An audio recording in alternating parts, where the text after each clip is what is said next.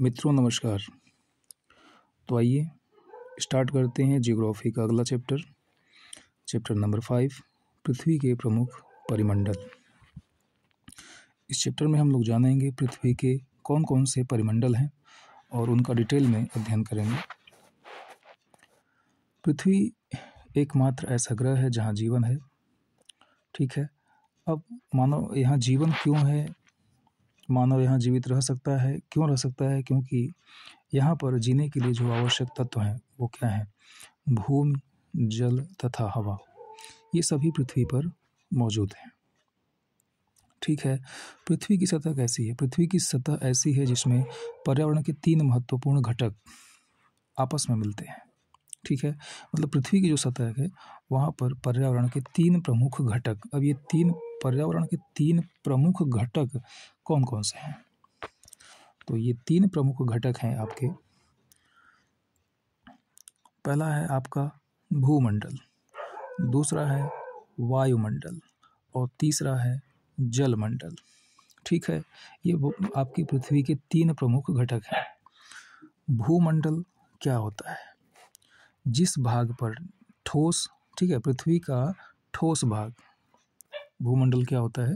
पृथ्वी का ठोस भाग जिस पर हम सब रहते हैं उसे हम लोग भूमंडल कहते हैं। ठीक है, इसके बाद वायुमंडल। वायुमंडल क्या है? तो गैस की परतें जो पृथ्वी को चारों ओर से घेरी हैं उसे हम वायुमंडल कहते हैं। वायुमंडल में ऑक्सीजन, नाइट्रोजन, कार्बन डाइऑक्साइड ये प्रमुख गैसें हैं। इसके अलावा बहुत सारी दूसरी अन्य गैसें भी पाई जाती हैं। ठीक है, जलमंडल। पृथ्वी के बहुत बड़े भाग पर जल पाया जाता है, इसी को हम लोग जलमंडल कहते हैं।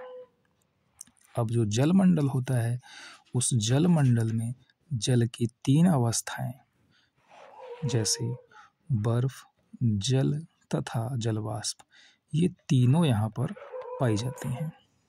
ठीक है, जीवमंडल नेक्स्ट आपका आता है जीवमंडल। जीवमंडल क्या है? जीवमंडल एक सीमित क्षेत्र है। इसका क्षेत्र सीमित है, वहीं तक है जहाँ पर स्थल, जल एवं हवा ये तीनों एक साथ मिलते हैं। ठीक है, तो जीवमंडल क्या है? जीवमंडल वह स्थल है जहाँ पर जल, हवा और भूमंडल आपस में मिलते हैं, उसे हम जीवमंडल कहते हैं। इसको डायग्राम से थोड़ा समझ लेंगे। ये आपका जलमंडल, ये आपका वायुमंडल और ये आपका स्थल मंडल। ठीक, ये हो गया आपका भूमंडल, ये हो गया जल, ये हो गया स्थल। ठीक, तो ये वाला जो एरिया आपको मिला यही क्या है? यही है आपका जीवमंडल। ठीक, आगे चलते हैं। भूमंडल। अब ये जो भूमंडल है आपका, ये किन चीज़ों से बना होता है? तो देखिए, ये जो है आपका जो भूपर्पटी की चट्टानें तथा मिट्टी की पतली परतों से बना होता है। ठीक है, लेकिन ये भूपर्पटी क्या है? तो ये है आपका पृथ्वी। और पृथ्वी के जो है मुख्यतः 3 पार्ट हैं। कितने पार्ट हैं? 3 पार्ट हैं। ये जो आप ऊपर वाला देख रहे हो, ये सबसे ऊपरी परत है, इसको बोलते हैं क्रस्ट।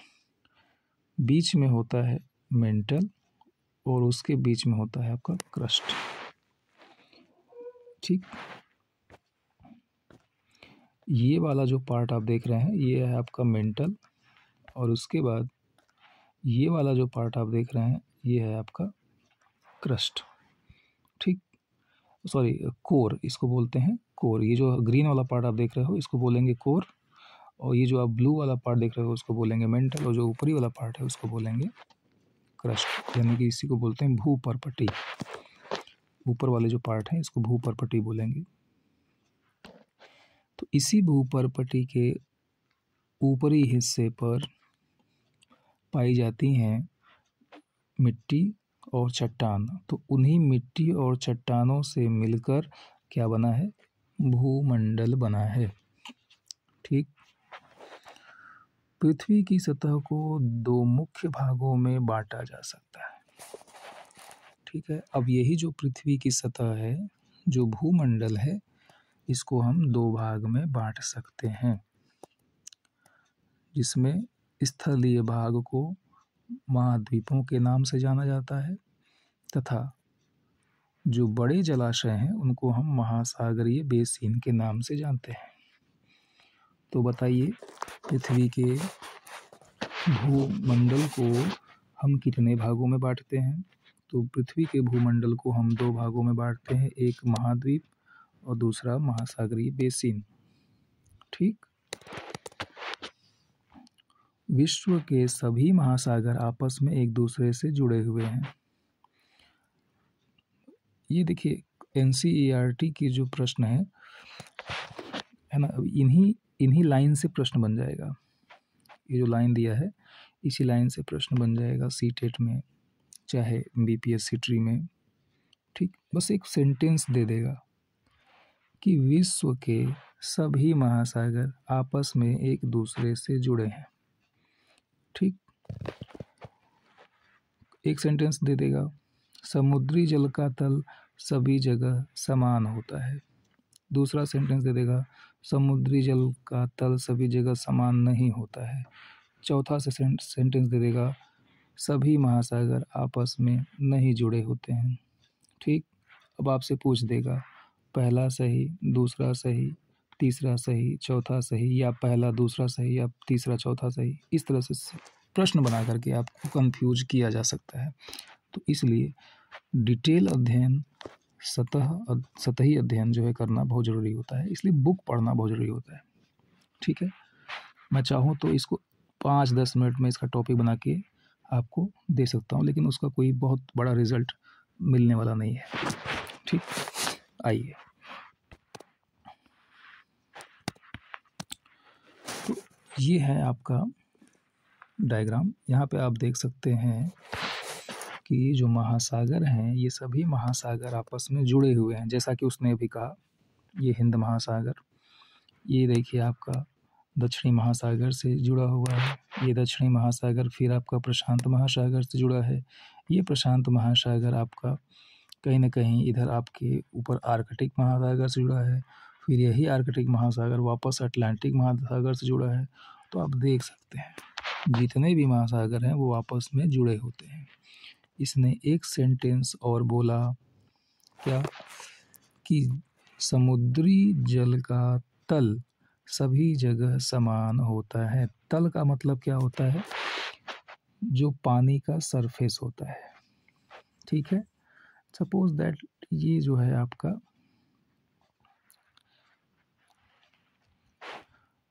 टब है और इस टब में भरा है पानी। ठीक। इस टब में भरा है पानी।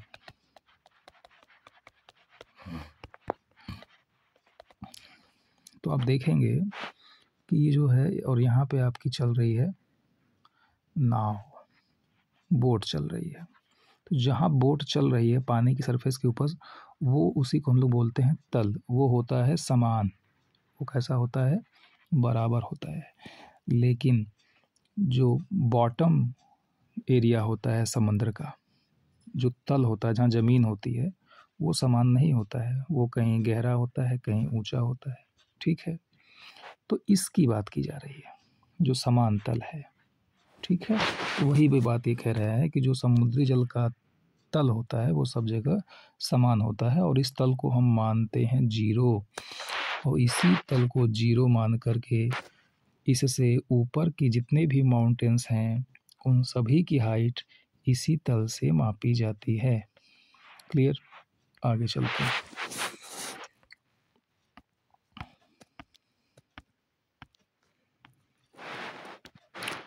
विश्व का सबसे ऊंचा शिखर माउंट एवरेस्ट। जिसकी ऊंचाई 8,848 मीटर। ठीक, कहीं कहीं आपको 8,850 भी मिलेगा। ये कोई एग्जैक्ट नहीं है, वो 8,048 भी हो सकता है, 8,050 भी हो सकता है, 8,052 भी हो सकता है। लेकिन हम चूँकि जो हिमालय माउंटेन है वो हर साल उसकी हाइट धीरे धीरे धीरे धीरे बढ़ रही है, तो अमूमन जो है एक अनुमानित हम लोग कभी 50, कभी 52, कभी 48 इसी की रेंज में मान सकते हैं। लेकिन जो प्रमाणित है वो 8,848 है। विश्व का सबसे गहरा भाग, विश्व का जिस तरह से विश्व का सबसे ऊंचा भाग है उसी तरह से विश्व का सबसे गहरा भाग भी है, और वो कहाँ है? वो है आपका प्रशांत महासागर में, जिसकी गहराई अब आपकी 11,022 मीटर है। 11,022 यानी कि पूरा का पूरा माउंटेन उसमें डूब जाए। ठीक, और ये देखिए उसके बाद भी 3 किलो, पूरा का पूरा जो माउंटेन है वो लगभग 3 किलोमीटर अंदर समा जाए, मतलब पूरा का पूरा माउंटेन जो है उसमें नीचे समा जाए, उसके बावजूद भी वो 3 किलोमीटर ऊपर जो है समंदर रहे। मतलब कहने का मतलब है कि समंदर में 3 किलोमीटर डूबने के बाद भी, ठीक है, 3 किलोमीटर एरिया बचा रह जाएगा समंदर का, इतना नीचे गहरा है ये। ठीक, महाद्वीप,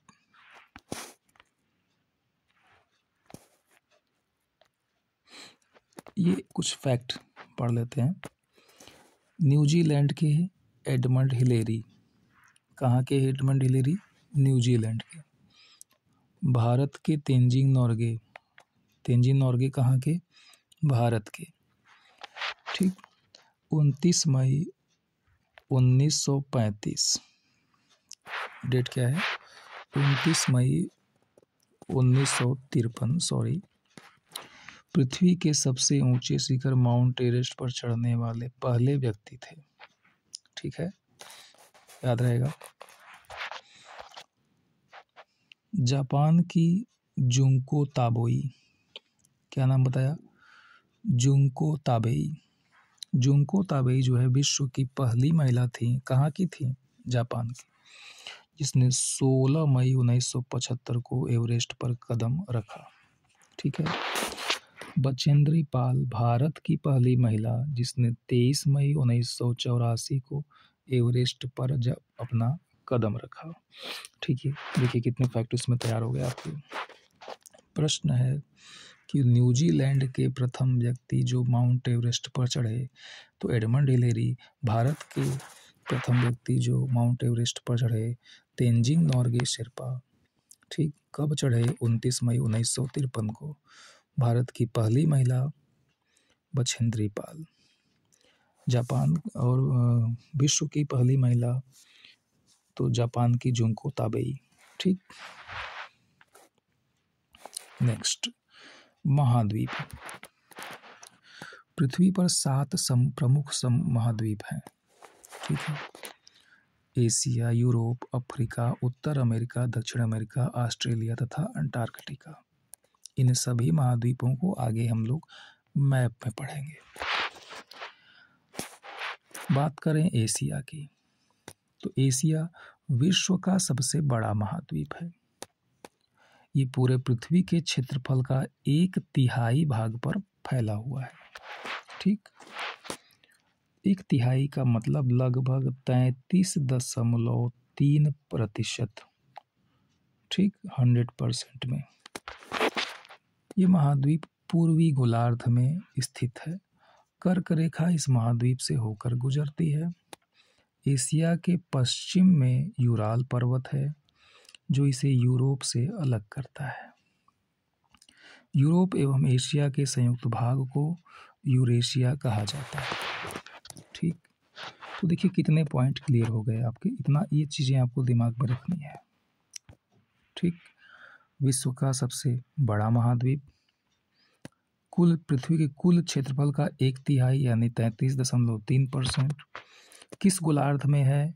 पूर्वी गोलार्ध में है। कर्क रेखा इस महाद्वीप से होकर गुजरती है। ठीक, इस यूराल पर्वत इसके पश्चिम में है और एशिया और यूरोप दोनों को हम मिलाकर क्या बोलते हैं, यूरेशिया बोलते हैं। आइए अब इसको थोड़ा सा मैप में देख लेते हैं।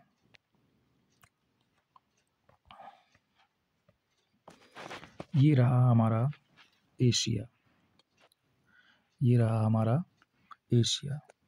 इसने बोला एशिया जो है विश्व का सबसे बड़ा महाद्वीप है, पूर्वी गोलार्ध में स्थित है। तो देखो ये जो है 0 डिग्री लाइन जा रही है, 0 डिग्री लाइन को हम लोग बोलते हैं प्रमुख याम्योत्तर रेखा। इस रेखा के दाहिनी तरफ पूर्व है, इस रेखा के दक्षिण तरफ पश्चिम है। तो देखो एशिया जो है इस रेखा के दाहिनी तरफ है, तो इसलिए इसको बोलते हैं पूर्वी गोलार्ध। ठीक,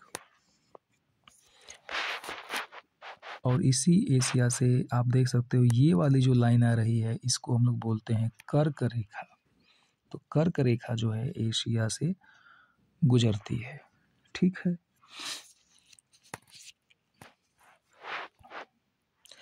अब यहाँ पर एक चीज़ और देखना है। इसने बोला एशिया के पश्चिम में, देखो ये एशिया है, इधर दाएं तरफ पूरब, बाएं तरफ पश्चिम, तो यहाँ पश्चिम में देखो ये यूराल पर्वत है। ठीक है, और यहाँ पर कैस्पियन सी है। तो ये जो है कहीं ना कहीं यूरोप को एशिया से अलग करते हैं। ठीक है, नेक्स्ट हमारा जो टॉपिक है वो है यूरोप। यूरोप एशिया से बहुत छोटा है। यह महाद्वीप एशिया के पश्चिम में है। क्वेश्चन ऐसे ही बनेगा कि बताइए जो यूरोप है वो एशिया के किस दिशा में है। अब 4 डायरेक्शन दे सकता है, पूरब, पश्चिम, उत्तर, दक्षिण। तो कौन सा डायरेक्शन में है?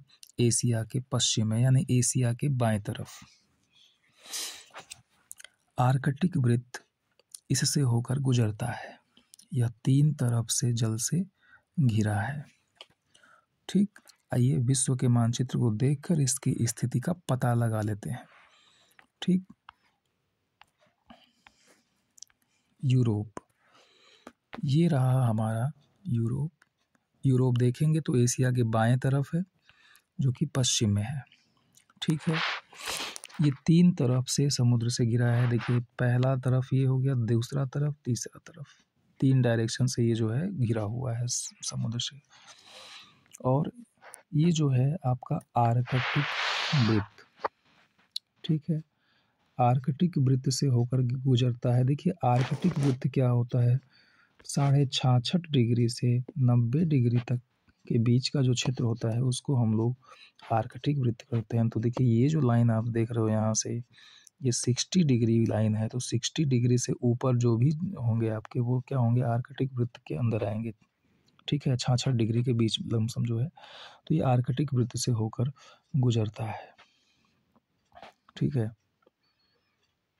यहीं कहीं आर्कटिक वृत्त होगी तो उस आर्कटिक वृत्त से होकर ये गुजरता है। देखिए, ठीक है,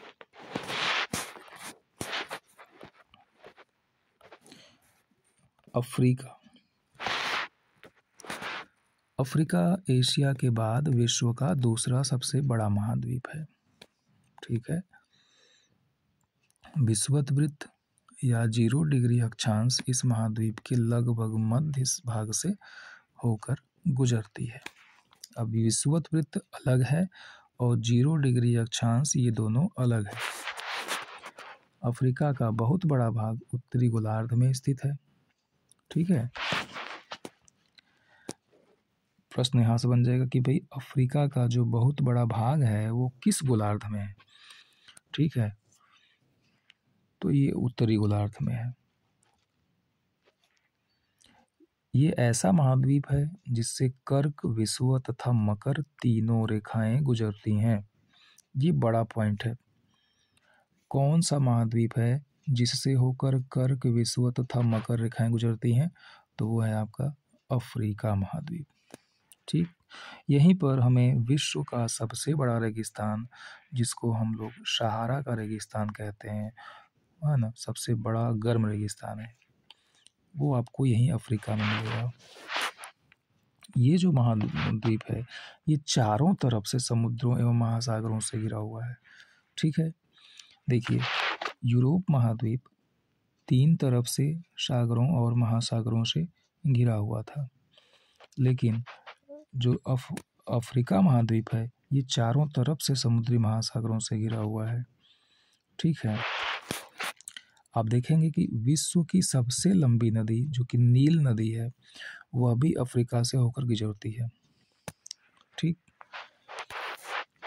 थोड़ा सा इसको हम लोग मैप में देख लेते हैं। देखिए ये है हमारा अफ्रीका महाद्वीप जो चारों तरफ से आप देख सकते हैं, चारों तरफ से समुद्र से घिरा हुआ है। ठीक है, इसके देखिए चारों तरफ समुद्र है। और बात करें एशिया महाद्वीप की तो देखिए इसके एक तरफ, दो तरफ और तीन तरफ समुद्र है। ठीक है, यहाँ पर आप देख सकते हो अफ्रीका में ही विश्व की सबसे बड़ी नदी जो नील नदी है वो आपकी आप देख सकते हो यहाँ पर बह रही है। ठीक है, एक होती है सबसे लंबी नदी इसको हम बोलते हैं अमेजन नदी। तो ये लंबी नदी की बात नहीं हो रही, सबसे बड़ी नदी की बात हो रही है जो है नील नदी के बारे में। यहीं से आप देख सकते हो ये जो 0 डिग्री जो यहाँ प्रमुख याम उत्तर रेखा जिसको हम कहते हैं वो भी यहाँ से गुजरती है, जिसको हम लोग देशांतर रेखा बोलते हैं। तो ये देशांतर रेखा भी इसी अफ्रीका महाद्वीप से गुजरती है। इसके साथ ये देखो ये विषुवत वृत्त है जो बीच से जा रहा है, इसको हम लोग 0 डिग्री अक्षांश बोलते हैं। ठीक, और ये आपका है कर्क रेखा और ये आपका है देखो मकर रेखा। ये तीनों रेखाएं बीच से गुजरती हैं। ठीक है, तो 0 डिग्री जो रेखा है वो एकदम बीच से गुजरती है। मकर रेखा साउथ अफ्रीका महाद्वीप के उत्तरी भाग से गुजरती है और जो कर्क रेखा और जो मकर रेखा है वो दक्षिणी भाग से गुजरती है। तो आपसे यह भी प्रश्न पूछ सकता है कि जो कर्क रेखा है वो अफ्रीका के किस भाग से गुजरती है। अब डायरेक्शन दे देगा उत्तरी, दक्षिणी, पश्चिमी, पूर्वी, तो उत्तरी भाग से। ठीक, तो आपको ऐसे याद करना है, देखो जी उत्तर हो गया और उत्तर से दक्षिण का क्रम याद कर लेना है आपको। कर्क और उसके बाद विषुवत और ये हो गया मकर। ठीक, क व म, कर्क, विषुवत, कविम, कर्क, विषुवत और मकर, कविम करके इसको इस तरह से आप दिमाग में किसी भी तरह से याद कर सकते हैं। या चाहें तो आप अपने हिसाब से कोई ट्रिक भी बना सकते हैं। उत्तर अमेरिका, ठीक, विश्व का तीसरा सबसे बड़ा महाद्वीप है। यह दक्षिण अमेरिका से एक सक्रिय स्थल से जुड़ा हुआ है जिसे पनामा जल संधि कहते हैं। ठीक है, तो उत्तरी अमेरिका और दक्षिणी अमेरिका दोनों ऊपर नीचे हैं। उत्तरी अमेरिका उत्तर में और दक्षिणी अमेरिका नीचे है और उसी दक्षिणी अमेरिका से ये जुड़ा हुआ है एक स्थल संधि द्वारा। ठीक है, पनामा क्या है, जल संधि है कि स्थल संधि है? तो पनामा आपका स्थल संधि है। ठीक,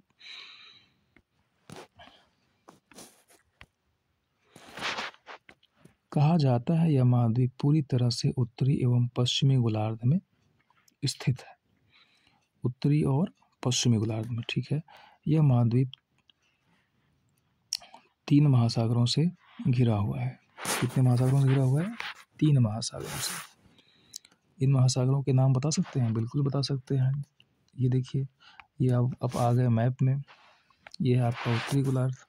देखिए यहाँ पर है आपका अटलांटिक महासागर, यहाँ पर है आपका पैसिफिक ओशियन। ठीक है, और ऊपर जो है आपका ये है आपका आर्कटिक महासागर। तो ये 3 तरफ से आपका घिरा हुआ है महासागरों से। ठीक है,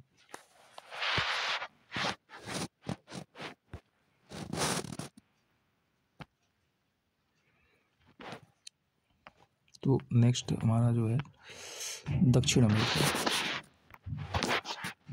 दक्षिण अमेरिका का अधिकांश भाग दक्षिणी गोलार्ध में स्थित है। ये कौन से गोलार्ध में है? ये है आपका दक्षिणी गोलार्ध में। इसके पूर्व एवं पश्चिम में कौन कौन से दो महासागर हैं स्थित हैं? बिल्कुल बताएंगे। आइए, तो इसके देखिए पूर्व में दक्षिणी गोलार्ध अमेरिका में है, इसके पूर्व में है आपका अटलांटिक महासागर, ठीक है, और इसके पश्चिम में है आपका प्रशांत महासागर, इसके दक्षिण में है आपका दक्षिणी महासागर, ठीक। चलिए, इसके उत्तर में कौन सा महासागर है? उत्तर में भी अटलांटिक महासागर।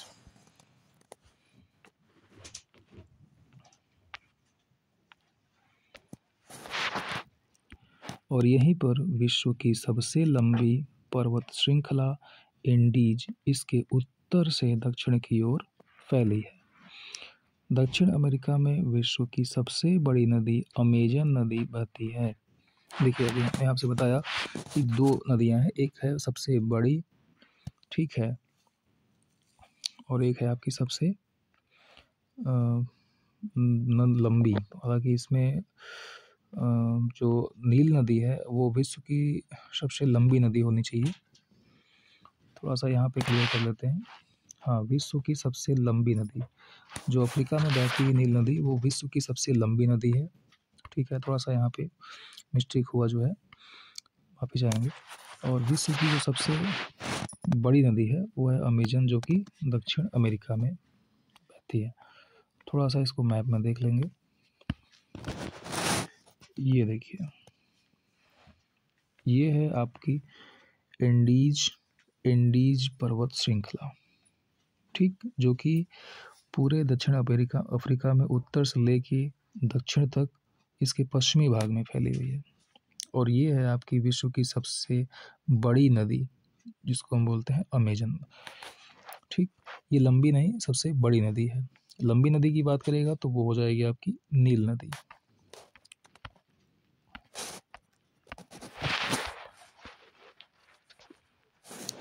नेक्स्ट है आपका ऑस्ट्रेलिया, विश्व का सबसे छोटा महाद्वीप, जो पूरी तरह से दक्षिणी गोलार्ध में स्थित है। तो प्रश्न बनेगा कि वो कौन सा महाद्वीप है जो दक्षिणी गोलार्ध में स्थित है? तो उत्तर होगा आपका ऑस्ट्रेलिया। इसे द्वीपीय महाद्वीप भी कहा जाता है। इसे हम कौन सा महाद्वीप कहते हैं? द्वीपीय महाद्वीप। क्यों? क्योंकि इसके आसपास बहुत सारे छोटे मोटे द्वीप हैं, या ये चारों तरफ से पानी से चूंकि घिरा हुआ है, ठीक है, इसलिए इसे हम द्वीपीय महाद्वीप भी कहते हैं। तो ये हम लोगों ने बात कर लिया सभी महाद्वीपों के बारे में। एक महाद्वीप और बचा आपका अंटार्कटिका महाद्वीप, जो कि एक बहुत बड़ा महाद्वीप है, जो कि दक्षिणी गोलार्ध में स्थित है।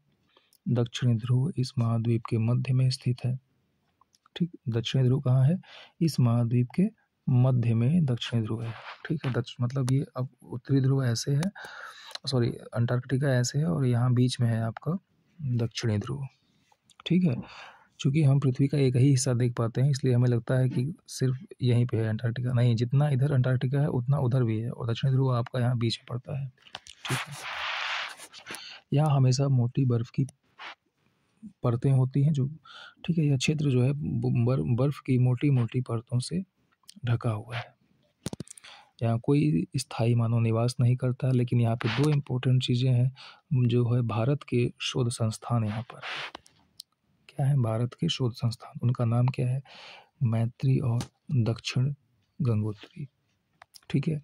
जहाँ देखिए, जहाँ कोई मानव निवास नहीं कर रहा है, वहाँ भारत ने अपने दो शोध संस्थान बनाकर रखे हैं, मैत्री और दक्षिण गंगोत्री। नेक्स्ट हमारा है जलमंडल। जलमंडल की बात की जाए तो ये जो है पृथ्वी का 71% भाग पर फैला हुआ है, और इसी जलमंडल के कारण पृथ्वी को हम लोग नीला ग्रह भी कहते हैं, ठीक। तो हमारा जो पूरी पृथ्वी है वो 71% भाग से जल से ढकी हुई है, और इसी वजह से हम पृथ्वी को नीला ग्रह कहते हैं। और केवल 29% भाग पर स्थल है, यानी कि जहाँ हम लोग रहते हैं वो केवल 29% है। अब इस जलमंडल में हमें जल के सभी रूप उपस्थित हैं, जैसे महासागर है, नदियां हैं, झीलें हैं, हिमनद है, भूमिगत जल है, वायुमंडल की जलवाष्प है। ठीक, ये जो जलमंडल है, इस जलमंडल में जल अपने तीनों अवस्थाओं में है। ठीक है, ठोस, द्रव और गैस। जो हिमनद है वहाँ पर ठोस रूप में है, और जो वायुमंडल में है वहाँ पर गैस रूप में है, और महासागर नदियों में वो जल यानी कि तरल पदार्थ के रूप में है, तरल अवस्था में है, द्रव अवस्था में है। पृथ्वी पर पाए जाने वाले इस जल का 97% से अधिक भाग महासागरों में पाया जाता है। ठीक, जो इतना अधिक खारा होता है कि ये पीने योग्य नहीं है।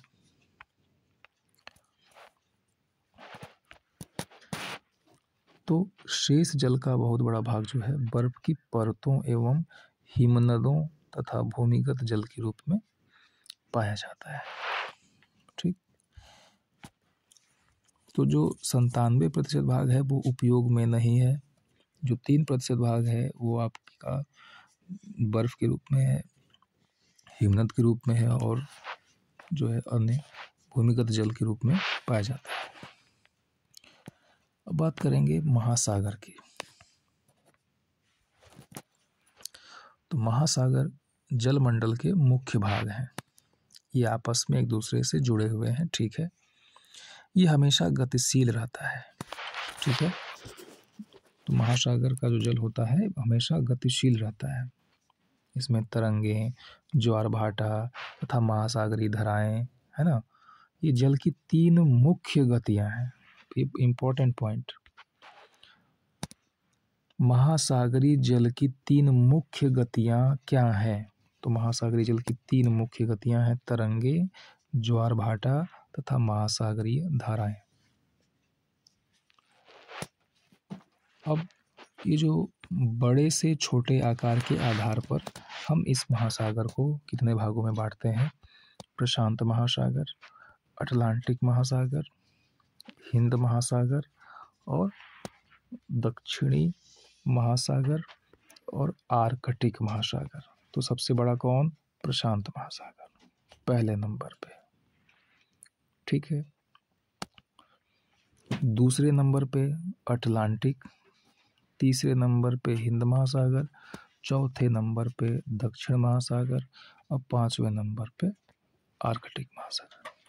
ठीक है, सबसे छोटा महासागर आर्कटिक, सबसे बड़ा महासागर प्रशांत महासागर, दूसरे नंबर पे अटलांटिक, बस तीसरे नंबर पे हिंद महासागर, चौथे पे दक्षिण महासागर। चलिए आगे चलते हैं। प्रशांत महासागर सबसे बड़ा महासागर है।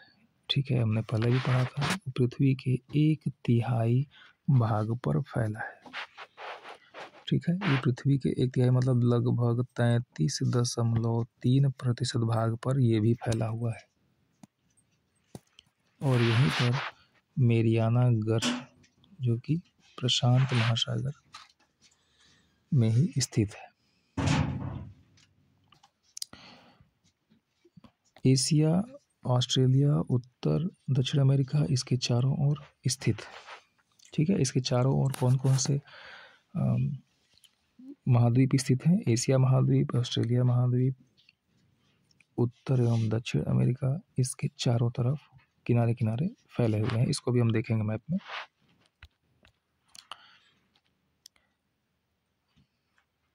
अटलांटिक महासागर विश्व का दूसरा बड़ा महासागर है और यह अंग्रेजी भाषा के यक्स अक्षर के आकार का है। ठीक है, इसके पश्चिमी किनारे पर उत्तर एवं दक्षिण अमेरिका है तथा पूर्वी किनारे पर यूरोप एवं अफ्रीका है। अटलांटिक महासागर की तट रेखा बहुत अधिक दंतुरित है। दंतुरित का मतलब ये होता है कि जो इसकी तट रेखा है वो समान नहीं है, वो इस तरह से है। ठीक है, यह अनियमित एवं दंतुरित तट रेखा प्राकृतिक पोताश्रयों एवं पत्तनों के लिए आदर्श स्थित है। कहने का तात्पर्य है कि जो है इस आकार होने के कारण जो है यहाँ पर बड़े बड़े बंदरगाह प्राकृतिक रूप से पाए जाते हैं, जहाँ पर जो व्यापार की दृष्टि से अत्यधिक उपयोगी है, और यही वजह है कि यह सबसे व्यस्त महासागर के रूप में जाना जाता है। ठीक है,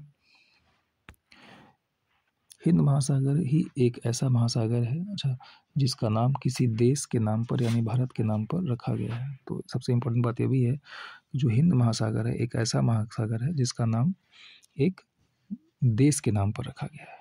यह महासागर लगभग त्रिभुज के आकार का है। इसके उत्तर में एशिया, पश्चिम में अफ्रीका तथा पूर्व में ऑस्ट्रेलिया स्थित है। ठीक है, तो आइए थोड़ा सा इसको मैप में क्लियर कर लेते हैं। तो दक्षिण महासागर आर्कटिक महाद्वीप को चारों ओर से घेरता है। यह आर्कटिक महाद्वीप से उत्तर की ओर 60 डिग्री दक्षिणी अक्षांश तक फैला हुआ है। ठीक, आर्कटिक महासागर उत्तरी ध्रुव में स्थित है। आर्कटिक महासागर कहाँ है? उत्तरी ध्रुव में स्थित है। अब ये देखिए दक्षिणी महासागर है। अब ये जो दक्षिणी महासागर है, दक्षिणी महासागर आइए एक बार देख लेते हैं मैप में। तो ये रहा आपका मैप। देखिए एक बार स्थिति एक लोग देख लेते हैं। देखिए ये जो है आपका दक्षिणी महासागर है। ठीक, दक्षिणी महासागर इसने क्या बोला कि ये जो आपका उत्तरी ध्रुव है, उत्तरी ध्रुव देख रहे हैं, यहाँ से इस वाले लाइन से, ये कौन सी लाइन है? 23.5 डिग्री लाइन है, यहाँ से इधर की तरफ फैला हुआ है लगभग 60 डिग्री। ठीक है, तो ये आपका दक्षिणी महासागर है। ये जो है आपका आर्कटिक जो मकर रेखा है, मकर रेखा से आर्कटिक जो है महाद्वीप के बीच में ये आपका दक्षिणी महासागर फैला हुआ है। ठीक, दक्षिणी महासागर के पश्चिम में प्रशांत महासागर है। ठीक है, और दक्षिणी महासागर के जो है पश्चिम में जाएंगे तो हिंद महासागर है, और पूरब में जो है आपका प्रशांत महासागर है। ठीक, इसके बाद ये आपका देखिए अटलांटिक महासागर, ये यस आकृति का होता है। देखिए अगर इसको ध्यान से देखें हम तो ये यस की आकृति का ये होता है। और इसी अटलांटिक महासागर के अगर पूरब में बात करेंगे तो दक्षिण अमेरिका है, और उत्तरी अमेरिका आपके किधर है? उत्तर दिशा में है। ये अटलांटिक महासागर है, तो इसके उत्तर और पूर्वी दिशा में अटलांटिक महासागर है, और इसके दाएं तरफ यानी पश्चिमी डायरेक्शन में, पश्चिमी दिशा में अफ्रीका है। ठीक है, और यूरोप महाद्वीप जो है इसके उत्तर पश्चिमी भाग में। तो इसके चारों तरफ आप देख सकते हैं 4 महाद्वीप हैं, 1 2 3 और 4 महाद्वीप। ठीक, और ये आपका रहा हिंद महासागर। इस हिंद महासागर का नाम भारत देश के नाम पर पड़ा है। ये अकेला ऐसा महाद्वीप है जिसका नाम किसी देश के नाम पर रखा गया है। और हिंद महासागर के पश्चिम में ऑस्ट्रेलिया महाद्वीप, पूरब में अफ्रीका महाद्वीप, उत्तर में एशिया महाद्वीप। ठीक,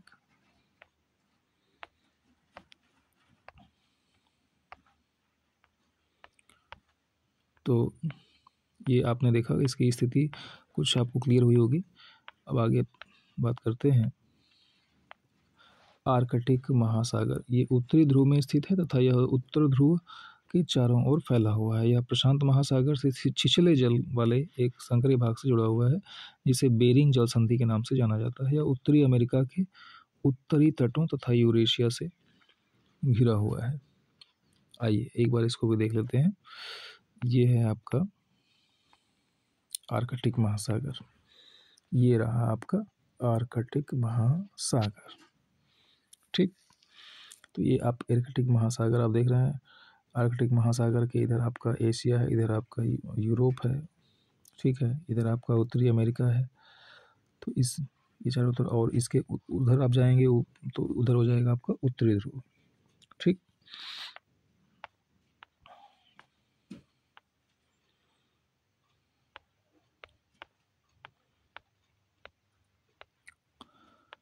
तो हमारा जो नेक्स्ट है टॉपिक वो है आपका वायुमंडल। वायुमंडल हमारे पृथ्वी चारों तरफ से गैस की एक परत से घिरी हुई है। इन्हीं गैस की परतों को हम वायुमंडल कहते हैं। ठीक है। वायु की जो यह पतली परत इस ग्रह का महत्वपूर्ण एवं अटूट भाग है। यह हमें ऐसी वायु प्रदान करती है जिससे हम लोग सांस लेते हैं। ठीक। यह वायुमंडल हम लोगों को सूर्य के कुछ हानिकारक किरणों से भी बचाता है। तो इसलिए ये वायुमंडल जो है हमारे लिए बहुत उपयोगी है। वायुमंडल की 1600 किमी की ऊंचाई तक फैला हुआ है। तो इम्पोर्टेंट, वायुमंडल कितनी ऊंचाई तक फैला हुआ है? 1600 किमी की ऊंचाई तक फैला हुआ है। सॉरी। वायुमंडल को उसके घटकों, तापमान तथा अन्य के आधार पर 5 परतों में हम बांट सकते हैं। ठीक है। ये जो वायुमंडल है इसको हम 5 परतों में बांटते हैं। ठीक है।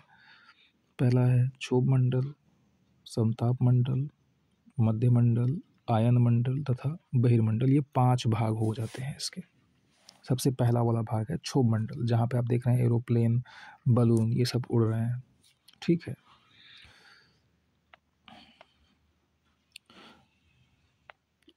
वायुमंडल की बात करें तो यहाँ पे ऑक्सीजन एवं नाइट्रोजन का बना हुआ है, जो कि साफ तथा शुष्क हवा का 99% है। ठीक।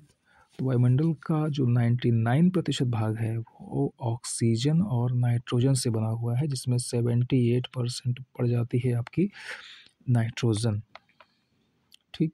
और 21% पड़ जाता है आपका ऑक्सीजन, यानी कि कितना हो गया? 99%। ठीक। बाकी बचा 1%। इस 1% में 0.03% पड़ जाता है आपका कार्बन डाइऑक्साइड, और बाकी बचा 0.97% में अन्य गैसें आ जाती हैं। ठीक।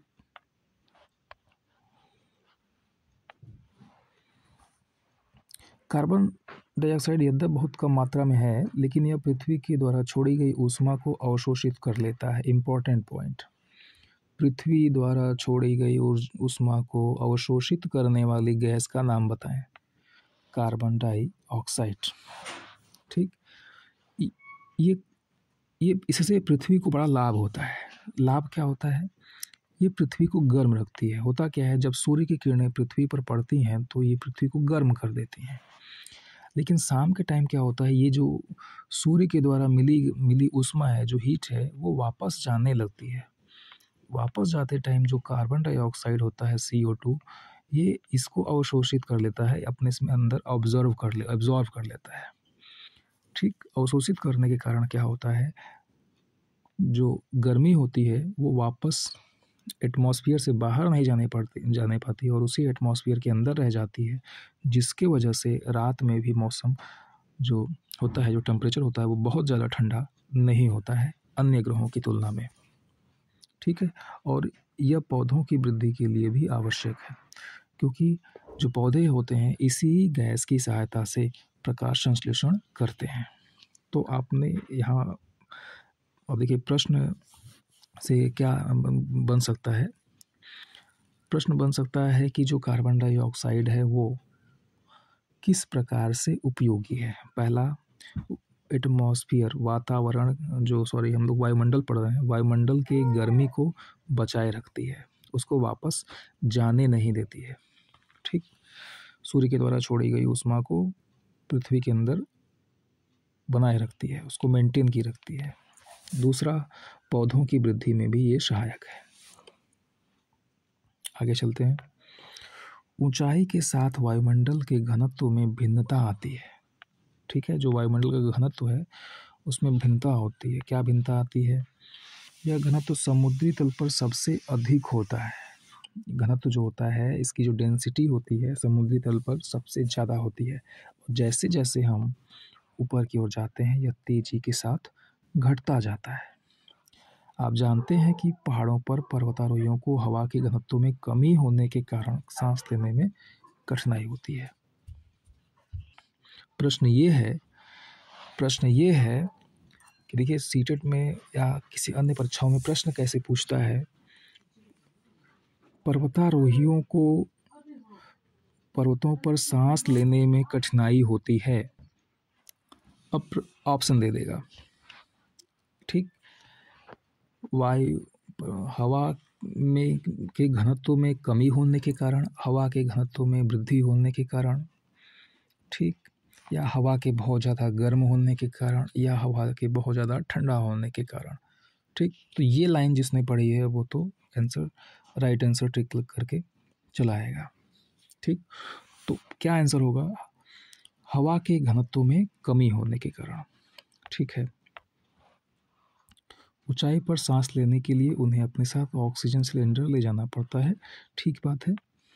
जैसे जैसे हम ऊपर की ओर जाते हैं तापमान भी घटता जाता है, तापमान भी घटता जाता है, ठीक। वायुमंडल पृथ्वी पर दबाव डालता है, ठीक है। वायुमंडल पृथ्वी पर दबाव डालता है, यह एक स्थान से दूसरे स्थान पर अलग अलग होता है, ठीक। ये जो दबाव होता है कहीं पर ज़्यादा कहीं पर कम होता है। कुछ क्षेत्रों में हमें अधिक दाब महसूस होता है जबकि कुछ क्षेत्रों में कम।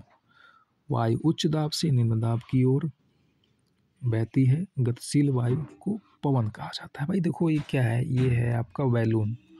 इस बैलून में हवा भरी हुई है। अब जब इस बैलून को इस पॉइंट पे दबाया जाएगा तो जो हवा है वो किधर जाएगी? इधर। जिस पॉइंट पे दबाया गया वहाँ पर दाब बढ़ा तो वहाँ पे उच्च दाब हो गया, ठीक। और जिधर नहीं दबा है वहाँ पर क्या है? निम्न वायु दाब। तो इस तरह से जब हम हवा जो है उच्च दाब से निम्न वायु दाब की तरफ बहती है।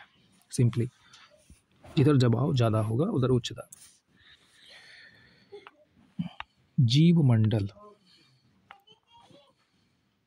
जीवमंडल स्थल, जल तथा हवा के बीच का एक सीमित भाग है। जीवमंडल क्या है? स्थल, जल तथा हवा। जहाँ पर स्थल, जल तथा हवा मिलते हैं उसका एक सीमित भाग है, उसको हम जीवमंडल कहते हैं। यहाँ पर एक डायग्राम आप देख सकते हैं।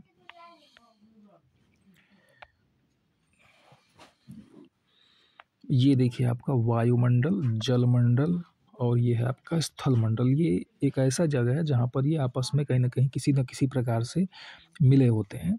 इसी को हम लोग जीवमंडल कहते हैं।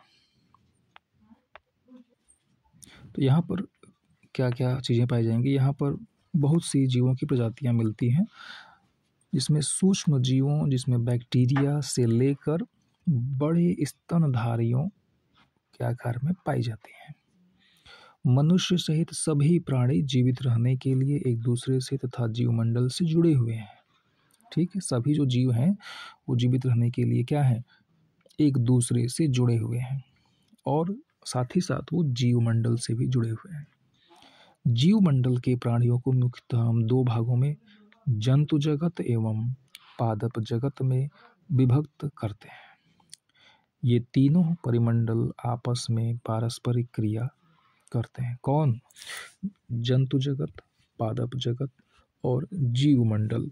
ये तीनों आपस में एक पारस्परिक क्रिया करते हैं तथा एक दूसरे को किसी न किसी रूप में प्रभावित करते हैं, ठीक है। यानी कि जो जीवमंडल है में जो जीवमंडल में पाए जाने वाले जीव हैं, जैसे जो जंतु जगत है, पादप जगत है, ये दोनों आपस में एक दूसरे को प्रभावित करते हैं और साथ ही साथ ये जीवमंडल को भी प्रभावित करते हैं और जीवमंडल के कारण ये दोनों भी कहीं ना कहीं आपस में प्रभावित होते हैं। उदाहरण के लिए लकड़ी तथा खेती के लिए वनों को काटा जाए तो इससे ढलुआ भाग पर मिट्टी का कटाव तेजी से होने लग जाता है, ठीक है। ये ढलान है, यहाँ पर आपका पेड़ है, इस पेड़ को हमने काट के गिरा दिया तो ये मिट्टी हो गई लूज। अब यहाँ से पानी बहेगा तो इस मिट्टी को बहा ले जाएगा, इसे यही कहना चाह रहा है ये। इसी प्रकार प्राकृतिक आपदाएं जैसे भूकंप से पृथ्वी की सतह में परिवर्तन होता है, ठीक है। प्राकृतिक आपदा, ये भूकंप आया तो यहाँ पे बड़े बड़े जो मकान बने थे, ये जो बिल्डिंगें बनी थी, ये गिर गई, धराशायी हो गई, ठीक है। ये हो सकता है ये पहाड़ भी गिर जाए। तो क्या होता है, इससे क्या होता है? पृथ्वी की सतह में परिवर्तन हो जाता है। हाल ही में सुनामी के कारण अंडमान एवं निकोबार द्वीप समूह का कुछ भाग पानी में डूब गया, ठीक। तो अभी जो सुनामी आई थी उसमें जो अंडमान और निकोबार का कुछ भाग जो है डूब गया था। ठीक है, कब आई थी ये आप कमेंट करिएगा।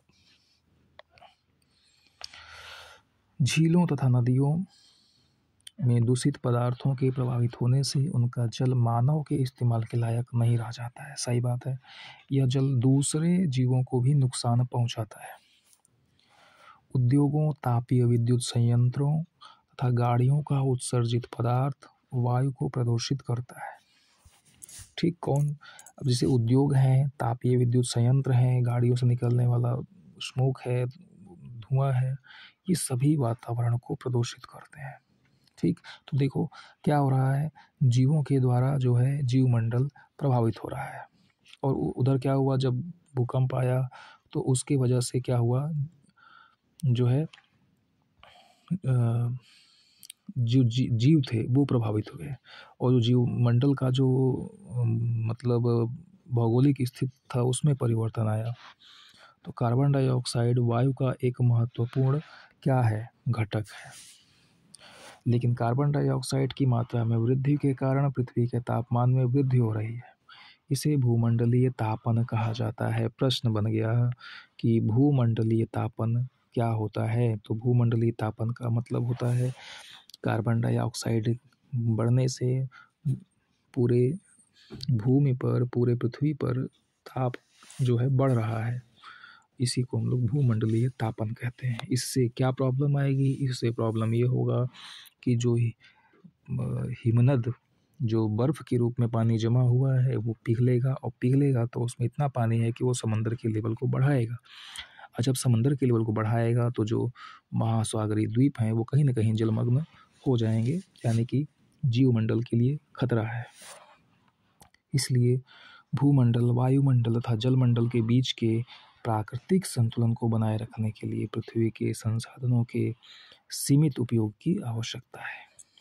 ठीक, तो इस तरह आपका ये चैप्टर जो है लगभग कंप्लीट हुआ। बहुत बहुत धन्यवाद इतनी देर सुनने के लिए। मिलते हैं नेक्स्ट वीडियो में।